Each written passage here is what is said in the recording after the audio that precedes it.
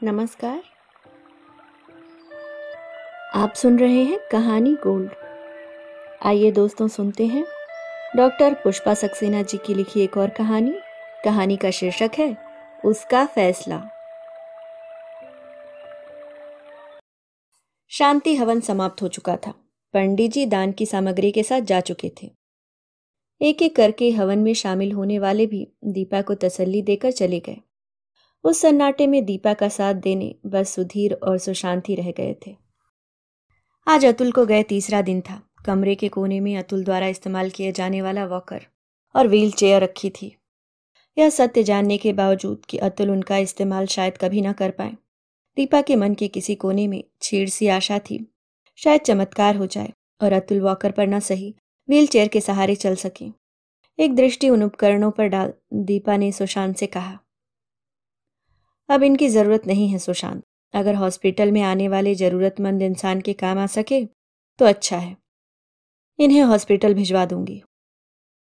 यह अच्छा विचार है दीपा, अब मैं चलता हूं, तुम हिम्मत रखो। भगवान ने हमें अतुल का साथ इतने ही दिनों के लिए दिया था।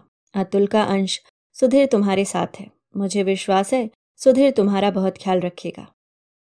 जी अंकल, मैंने डिसाइड कर लिया है, अब माँ के साथ रहकर उनके काम में साथ दूंगा। शांति से सुधीर ने अपना निर्णय सुना दिया। सुशांत के जाने के उपक्रम पर दीपा रो पड़ी। रुद्ध कंठ से बोली, तुम तो हमारा साथ नहीं छोड़ोगे सुशांत। सुधीर को तुम्हारी गाइडेंस की जरूरत होगी। ऐसा तुम सोच भी कैसे सकती हो दीपा? अतुल मेरा सिर्फ दोस्त ही नहीं, भाई जैसा भी था। उसे खोने का मुझे भी कम दुख नहीं है। मैं हर जरूरत में तुम्हारे और सुधीर के साथ हूं। सुधीर के कहने पर दीपा आराम करने अपने बेडरूम में आ गई, जहां उसने अतुल के साथ 27 वर्ष कितनी खुशी से बिताए थे। पलंग पर लेटी दीपा के ठीक सामने अतुल के साथ उसका चित्र लगा था। तस्वीर देखती दीपा की आंखों के सामने अतीत की यादों की परतें खुलने लगी। उस दिन बैडमिंटन खेलने गए अतुल को फिर जल्दी घर वापस आते देख उसे विस्मय हुआ था। पिछले कुछ दिनों से अतुल महसूस कर रहे थे वह बैडमिंटन ठीक से नहीं खेल पा रहे थे। शायद उनका पार्टनर खेलने नहीं आ रहा था। घर में प्रविष्ट हो रहे अतुल से वह पूछ बैठी थी, अरे आज भी जल्दी वापस आ गए? क्या तुम्हारा पार्टनर आज भी नहीं आया था? दरवाजा खोलकर अंदर आते अतुल को देखकर दीपा ने सवाल किया। पिछले कुछ दिनों से अतुल खेल छोड़कर जल्दी लौट रहा था। बैडमिंटन रैकेट कोने की मेज पर रख अतुल पास के सोफे पर निढाल सा बैठ गया। नहीं, वह तो आया था, पर न जाने क्या बात है, मैं न शॉट दे पाता हूँ न ले पाता हूँ। रिटर्न भी ठीक से नहीं कर पाता। ऐसा लगता है हाथ में ताकत ही नहीं रह गई है। जब ठीक से खेल ही नहीं पा रहा हूं तो अपने पार्टनर के खेल का मजा क्यों बिगाड़ूं?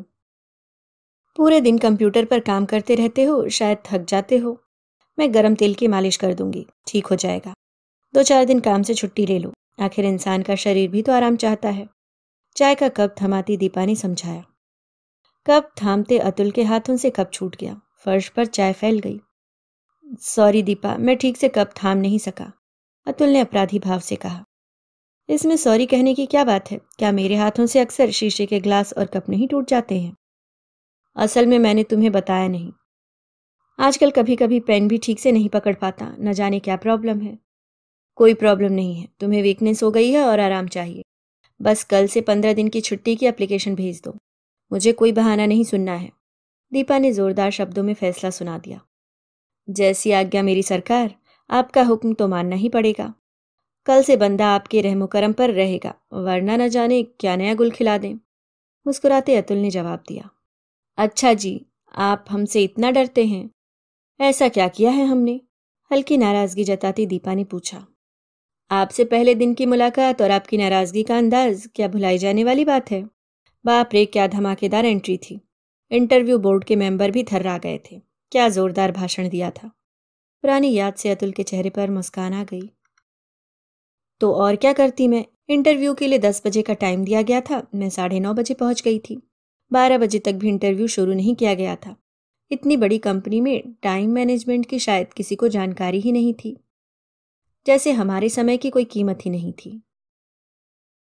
आपकी तरह इंटरव्यू के लिए आए और उम्मीदवार भी तो शांति से प्रतीक्षा कर रहे थे।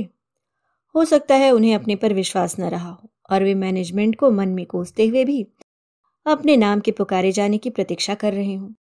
मुझे अपनी क्वालिफिकेशन पर पूरा विश्वास था। जानती थी इस कंपनी में ना सही किसी दूसरी कंपनी में तो चुनी ही जाऊंगी। वैसे भी अन्याय सहना मुझे स्वीकार नहीं। तुम्हारी ये बात तो मानता हूँ। वाह, क्या देवी दुर्गा की तेजस्विता के साथ अंदर आने की इजाजत लिए बिना इंटरव्यू रूम का दरवाजा खोल अवतरित हुई थी। अपना भाषण आज भी याद है या भूल गई? अतुल ने परिहास किया। वो कोई भाषण थोड़ी था, सच ही तो कहा था कि अगर आपका समय कीमती है तो दूसरों के समय का भी महत्व समझना चाहिए।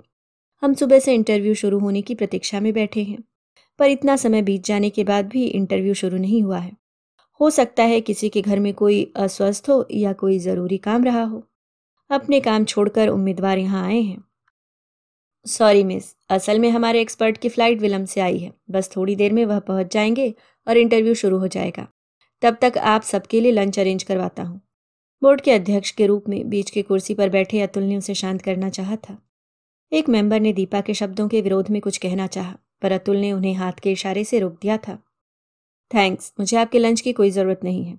अगर इंटरव्यू शुरू होने का कारण बाहर बैठे लोगों तक पहुंचा दें तो मेहरबानी होगी। एक सुझाव देना चाहूंगी। भविष्य में अपने एक्सपर्ट को एक दिन पहले बुलाने की व्यवस्था करने से ऐसी समस्या से बचा जा सकता है। ओह माय गॉड, क्या तेवर थे! जानती हैं, एक मेंबर तो नाराज हो गए थे। कहने लगे, इस उम्मीदवार का तो नाम ही काट दो। अगर यह हमारी कंपनी में आ गई तो न्याय अन्याय का झंडा लेकर कर्मचारियों को भड़काती रहेगी। देखा नहीं, उसके तेवर बिल्कुल एक विद्रोहिणी के थे। सच तो यह है, बाहर आकर मैंने भी अपने सिलेक्शन की आशा नहीं रखी थी। ऑफिस के प्यून ने बताया था, जब से बड़े साहब नहीं रहे उनके बेटे अतुल जी ने सब संभाला है। तुम्हारी तारीफों के पुल बांध दिए थे। वैसे विरोध के बावजूद मुझे कैसे चुना गया? अजी, आपकी उस तेजस्वी अदा ने ही तो हमें आपका दीवाना बना दिया था। सबको समझाया था। ऐसे ही अधिकारी अंतर में कुछ कर गुजरने की आग रखते हैं। कुछ ही दिनों के काम द्वारा तुमने सचमुच ऑफिस की काया ही पलट दी। उसी दिन तुम्हें अपनी जीवन संगनी बनाने का निश्चय कर लिया था। ऑफिस में आज भी लोग तुम्हें याद करते हैं। जब तुमने ऑफिस छोड़ा सबको दुख हुआ था। तुम्हारी पत्नी के रूप में तुम्हारे ऑफिस में काम करना उचित नहीं लगा था। अब मैं समाज सेवा के जो कार्य कर रही हूँ उनमें मुझे बहुत शांति और संतोष मिलता है। सुधीर की अच्छी देखरेख की वजह से ही आज वह एक पॉपुलर प्रोफेसर बन सका है। सच, समय कितनी जल्दी बीत जाता है दीपा। अब तो हमें अपने बेटे सुधीर के विवाह के लिए एक अच्छी लड़की ढूंढनी है। लड़की बिल्कुल तुम्हारी तरह होनी चाहिए। आज कितने दिनों बाद पुरानी बातें याद करके अच्छा लगा। ऐसा लगता है कल की ही बात है। तुम्हारे द्वारा जब मेरे साथ विवाह का प्रस्ताव आया तो घर वाले विस्मित रह गए थे। इतने बड़े उद्योगपति के साथ विवाह असंभव कल्पना थी। इसलिए मैंने कहा था पहले तुमसे बात करूंगी। जानना चाहती थी मुझ में ऐसा क्या देखा जो विवाह करना चाहते हैं। दीपा के चेहरे पर मुस्कान थी। मेरा जवाब याद है? अतुल की सवालिया दृष्टि दीपा के मुख पर गड़ गई। तुम्हारे जवाब की वजह से ही तो तुम्हारे साथ विवाह के लिए सहमति दी थी। सच कहो, तुम जैसी पत्नी चाहते थे तुम्हें मिली या नहीं? दीपा ने सवाल किया। मैंने यही तो चाहा था। मेरी जीवन संगनी सिर्फ बुद्धिमान और शिक्षित ही ना हो, उसमें सही और गलत का निर्णय करने की क्षमता हो, अन्याय के विरुद्ध आवाज उठाने की हिम्मत हो, जीवन के उतार चढ़ाव का सामना करने का साहस हो। तुम मेरी सच्चे अर्थों में अर्धांगिनी हो दीपा। अतुल ने दीपा को मुग्ध दृष्टि से देखा था। विवाह के लंबे 27 वर्ष बीत जाने के बाद भी दीपा की ऊर्जा और उत्साह में कोई कमी नहीं आई थी। अतुल के विवाह के बाद अतुल के ऑफिस में नौकरी करना उसे उचित नहीं लगा था। उसके साथी उसे बॉस की पत्नी की तरह उसे सम्मान दें या उसे कतई स्वीकार नहीं होता। समाज सेवा का कार्य उसे रुचिकर लगा था। घर में पैसों की कोई समस्या नहीं थी। अपने पैसों का सदुपयोग अनाथ बच्चों की अच्छी परवरिश के लिए व्यय करने में उसे संतोष मिलता। बच्चे उसकी उत्सुकता से प्रतीक्षा करते। लड़कियों को उनके घरों की चारदीवारी से बाहर लाकर उनकी शिक्षा के लिए किए गए उसके प्रयत्न सराहे जाते। एकमात्र पुत्र सुधीर को उसने दुनिया की कठिनाइयों और जीवन के कटु यथार्थ से परिचय कराया था। अपार धन संपत्ति का वारिस होने के बावजूद सुधीर ने धन को कभी महत्व नहीं दिया और परीक्षा में सर्वोच्च अंक पाने पर लोगों ने उसे प्रशासनिक सेवा में जाने को कहा, पर उसने प्रोफेसर बनने का निर्णय लिया था। बचपन से दीपा उसे समझाती आई थी, एक अच्छा शिक्षक ही भावी पीढ़ी को सही दिशा दे सकता है। शिक्षक सदैव पूजनीय है। अच्छा, अब दीपा पुराण बंद करो, मैं तेल गरम करके लाती हूँ। मालिश से आराम मिलेगा। अतुल के सोच को दीपा ने तोड़ा था। दीपा ने जब हाथ पर तेल से मालिश शुरू की थी तो अतुल को आश्चर्य हुआ। उसे ऐसा नहीं लगा जैसे उसके हाथ पर मालिश की जा रही है। यह महसूस हुआ जैसे किसी बेजान जगह को छुआ जा रहा है। शायद दीपा ठीक कहती है, उसे आराम करना भी जरूरी है। ऑफिस में एक पल को भी तो अवकाश नहीं मिलता। आश्चर्य इस बात का था कि रोज की नियमित मालिश से भी हाथ की कमजोरी बढ़ती ही जा रही थी। अब तो कभी कभी पांव भी झंझनाते से लगते। तेज चलना तो संभव ही नहीं था। पहले तो दीपा से कुछ कहना ठीक नहीं लगा, वह बेकार में परेशान होगी। अंततः अपने बचपन के डॉक्टर मित्र सुशांत के पास जाने का निर्णय लेकर अतुल ने फोन पर समय मांगा था। सुनते ही डॉक्टर सुशांत नाराज हो उठे। कमाल करता है यार, तुझे मुझसे अपॉइंटमेंट लेने की जरूरत है? अभी आ जा, तेरे लिए मेरे पास हमेशा समय है। इतने दिनों से तकलीफ उठा रहा है, आज मेरी याद आई है। अतुल से पूरा हाल सुनकर सुशांत हंस पड़े। लगता है दीपा तेरे खाने पर ध्यान नहीं दे रही है। अक्सर वीकनेस की वजह से ऐसा हो जाता है। विटामिन लेता है या नहीं? अगर नहीं लेता तो मैं लिख रहा हूँ, ठीक हो जाएगा। अगर नहीं लेता तो मैं लिख रहा हूँ, ठीक हो जाएगा। पता नहीं क्यों मुझे लगता है यह कोई सीरियस प्रॉब्लम ना हो। पहली बार तुझे चिंतित देख रहा हूँ, डर मत। अगर कुछ सीरियस प्रॉब्लम भी हुई तो हम यहाँ किस लिए बैठे हैं। सुशांत से मिलकर आने के बाद अतुल ने काफी राहत महसूस की। ठीक ही तो कहता है, मैं अपने प्रति लापरवाह तो जरूर हूँ। दीपा इसी बात को लेकर अक्सर नाराज हो जाती है। अब विटामिन याद करके ले लूंगा। सुशांत ने दर्द की भी दवा दी है, दर्द होने पर खा लेना ही ठीक है। नियमित मालिश और विटामिन लेने के बावजूद हाथ पांव की कमजोरी बढ़ती ही जा रही थी। ऑफिस में लड़खड़ाते हुए चलते देख सहकर्मी निशांत ने कहा था, अतुल जी, अगर आपके पैर में तकलीफ है तो छड़ी लेकर चलिए। इस उम्र में गिरने से अक्सर फ्रैक्चर होने का खतरा होता है। छड़ी के साथ आए अतुल को देखकर सुशांत चौंक गए। अतुल से पूरी बात सुनकर सुशांत का चेहरा गंभीर हो गया। क्या हुआ सुशांत, क्या कोई सीरियस प्रॉब्लम है? अभी कुछ नहीं कह सकता। भगवान न करे मुझे जो शक है वह सच निकले। तेरे ब्लड टेस्ट के साथ और कुछ टेस्ट कराने होंगे। तुझे क्या शक है सुशांत? जब तक टेस्ट के रिजल्ट नहीं आ जाते कुछ कहना ठीक नहीं होगा। हो सकता है कोई मामूली तकलीफ हो और अपना संदेह बताकर तेरी नींद उड़ा दूं। मेरी नींद तो उड़ गई है सुशांत। मैं जानता हूं तेरा डायग्नोसिस शायद ही कभी गलत निकला हो। ऐसे ही तो तू शहर का नामी डॉक्टर नहीं बन गया है। प्लीज बता दे, मुझे क्या हो सकता है? कैंसर तो नहीं है, क्या इतना ही काफी नहीं है? अपनी बात कहते सुशांत हंस पड़े। सुशांत द्वारा मंगाई गई कॉफी अतुल के गले से नीचे नहीं उतर रही थी। उसका उतरा चेहरा देखकर सुशांत ने तसल्ली दी थी। रिलैक्स यार, ये शरीर है, इसमें कुछ ना कुछ टूट फूट तो लगी ही रहती है। घर जाकर दीपा को परेशान मत कर डालना। टेस्ट की रिपोर्ट आ जाने दे। घर पहुंचे अतुल का उतरा चेहरा दीपा की नजर से छिपा नहीं रह सका। क्या बात है, कुछ परेशान दिख रहे हो? कहाँ गए थे? बहुत दिनों से सुशांत से नहीं मिला था, उससे मिलने चला गया था। कैसे हैं सुशांत भाई? बहुत दिनों से आए नहीं हैं। हाँ, तुमने अपनी तकलीफ उनको बताई या नहीं? हो सकता है वह कोई दवा या एक्सरसाइज बताते। वह इतना बिजी रहता है, उसके पास मिलने मिलाने के लिए वक्त ही कहाँ रहता है। अपने बारे में उसने सुशांत से बात की है, यह बात अतुल छिपा गया। ठीक है, तुमने बात नहीं की, मैं ही फोन पर बताऊंगी। इतने दिनों की मालिश से तुम्हारी तकलीफ में कोई फर्क ही नहीं आया है। अब तुम कहते हो पैरों में भी कमजोरी लगती है। मुझे तो चिंता हो रही है। तुम बेकार में ही चिंता कर रही हो। मैं खुद ही सुशांत से टाइम लेकर मिलाऊंगा। पहली बार अतुल ने दीपा को सच नहीं बताया था। जिस बात का डर उस पर हावी है, उसे बताकर दीपा की चिंता बढ़ाना ठीक नहीं लगा। सुशांत ने फोन करके अतुल को बुलाया था। नियत समय पर अतुल सुशांत के पास पहुंच गया। हमेशा की तरह सुशांत ने अतुल का गर्मजोशी के साथ स्वागत नहीं किया। उसके गंभीर चेहरे को देखकर अतुल को परिस्थिति की गंभीरता का सहज ही अनुमान हो रहा था। क्या बात है सुशांत, तू परेशान दिख रहा है? लगता है तेरा यह दोस्त किसी सीरियस बीमारी के चक्कर में पड़ गया है। अतुल ने मुंह पर जबरन मुस्कान लाकर कहा। तू ठीक समझ रहा है, पर अभी मैंने तेरी रिपोर्ट्स एक्सपर्ट के पास भेजी है। उनका ओपिनियन आने के बाद ही कंफर्म कर सकूंगा। सुशांत अब सचमुच चिंतित दिख रहा था। ऐसी क्या बात है? तुझे जो संदेह है वह तो बता ही सकता है। सच तो यह है, अपने संदेह पर मैं खुद विश्वास नहीं करना चाह रहा हूँ। इतना कह सकता हूँ, मुझे जो लग रहा है अगर वही सच है तो तुझे हिम्मत से काम लेना होगा। मैं बच्चा नहीं हूँ सुशांत, जिंदगी में बहुत उतार चढ़ाव देखे हैं। माँ बाप को खोकर सब कुछ अकेले सहा है। साफ साफ बता दे, मुझे क्या तकलीफ है? तो मस्कुलर डिस्ट्रॉफी की चपेट में आ गया है लगता है। आजकल इसको जल्दी ना बढ़ने देने के लिए बहुत से उपाय हैं।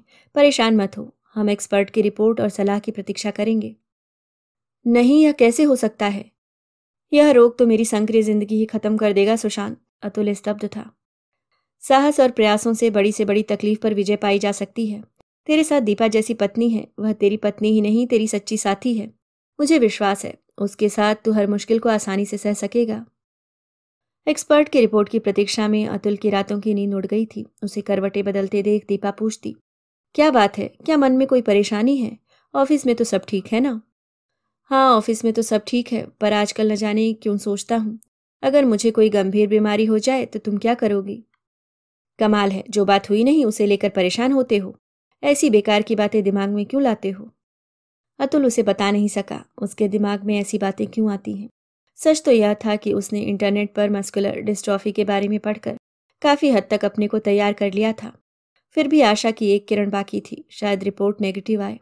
अचानक एक दिन डॉक्टर सुशांत के फोन ने दीपा को चौंका दिया। दीपा, क्या तुम मेरे क्लिनिक में आ सकती हो? हाँ, इस बारे में अतुल से कुछ कहने की जरूरत नहीं है। क्या बात है सुशांत, कहीं फिर किसी बात को लेकर अतुल से बहस तो नहीं हो गई? अक्सर अतुल और सुशांत के छोटे मोटे झगड़ों के लिए दीपा को ही बीच बचाव करना होता था।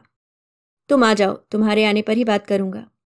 दीपा के क्लिनिक पहुंचने पर सुशांत हमेशा की तरह न उत्साहित हुआ, न ही चेहरे पर खुशी थी। कुर्सी पर बैठती दीपा ने सुशांत के गंभीर चेहरे को देख मुस्कुराकर कहा, मालूम होता है आज फिर दोनों दोस्तों में ठन गई है। कहने को तो दोनों की उम्र बढ़ रही है, पर बचपना नहीं गया है। बताओ क्या प्रॉब्लम है? आज सचमुच सीरियस प्रॉब्लम है। अपने को तैयार कर लो, तुम्हें हिम्मत रखने की सख्त जरूरत है दीपा। सुशांत के गंभीर चेहरे और स्वर ने दीपा को डरा दिया। जल्दी बताओ सुशांत, तुम जानते हो मैं बहुत हिम्मत वाली हूँ। अच्छी तरह से जानता हूँ, कई बार तुम्हारी हिम्मत की दाद दी है, पर आज शायद तुम सह न पाओ। मैं सह लूंगी, अब और भूमिका मत बांधो। प्लीज जल्दी बताओ।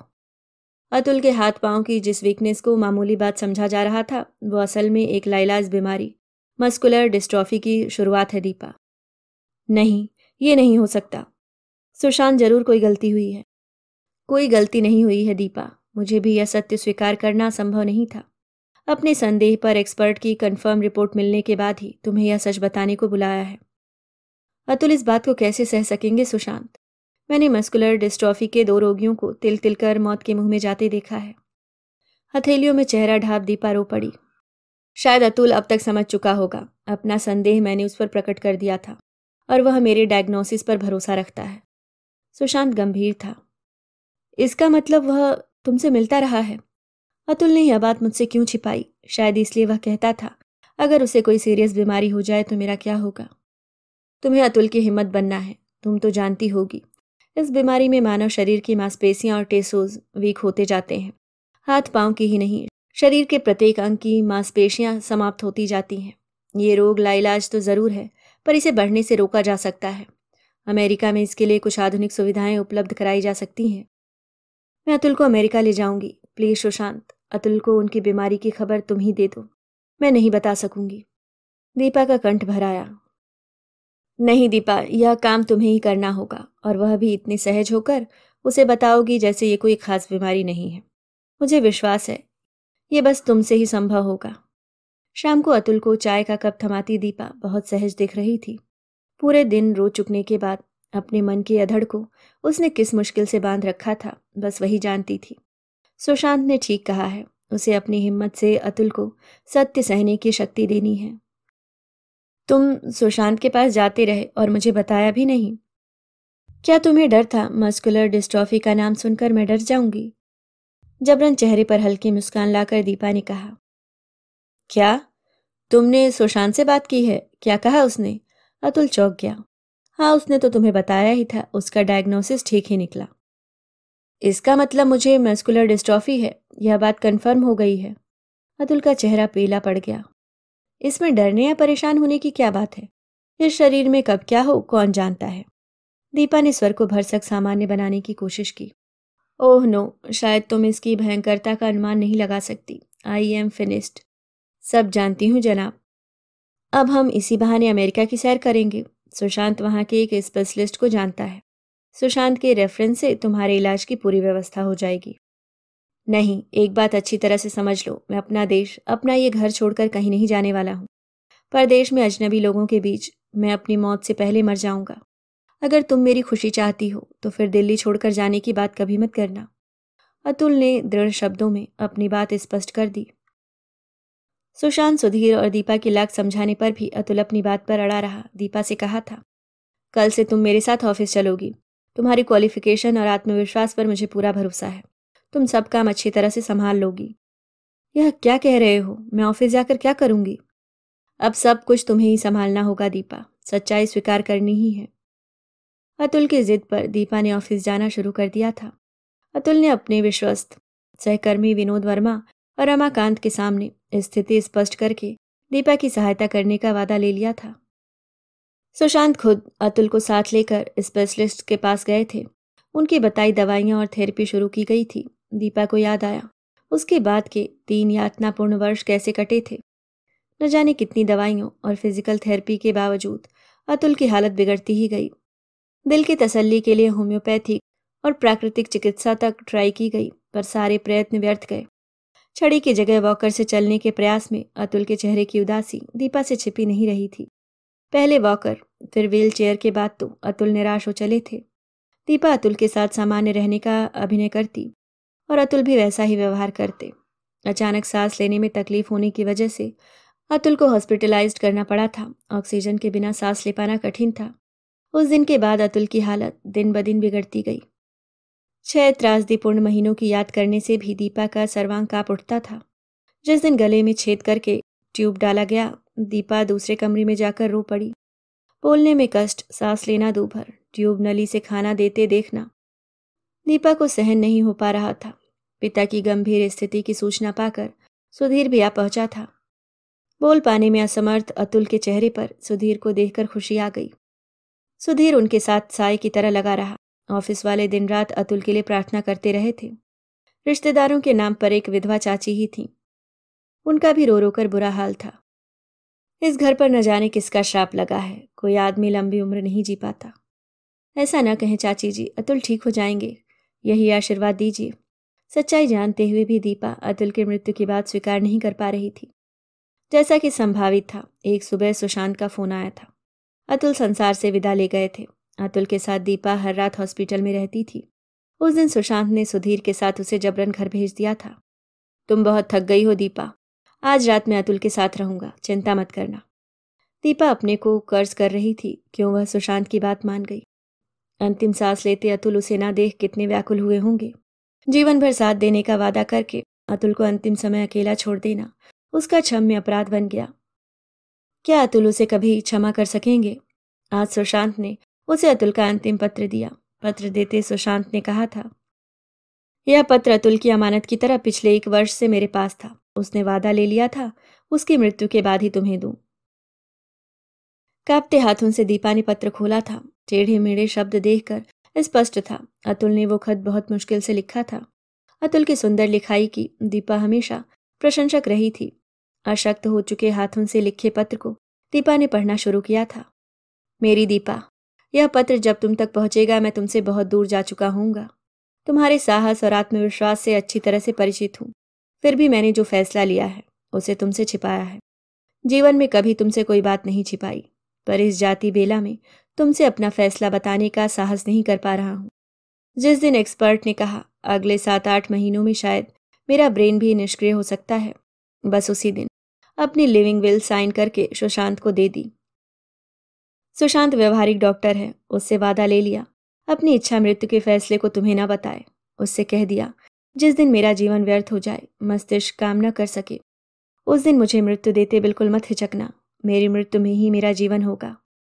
मैं जानता हूँ तुम मेरी निष्क्रियता भी झेल लेती, पर दीपा मेरे लिए वो स्थिति मौत से भी बदतर होगी। तुम मेरी पत्नी ही नहीं, अभिन्न मित्र भी रही हो।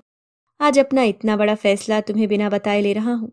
इस दृष्टि से तुम्हारा अपराधी हूँ। अपने इस अपराध के लिए क्षमा चाहूंगा। इस मृत्यु पथ के राही को माफ करोगी ना दीपा?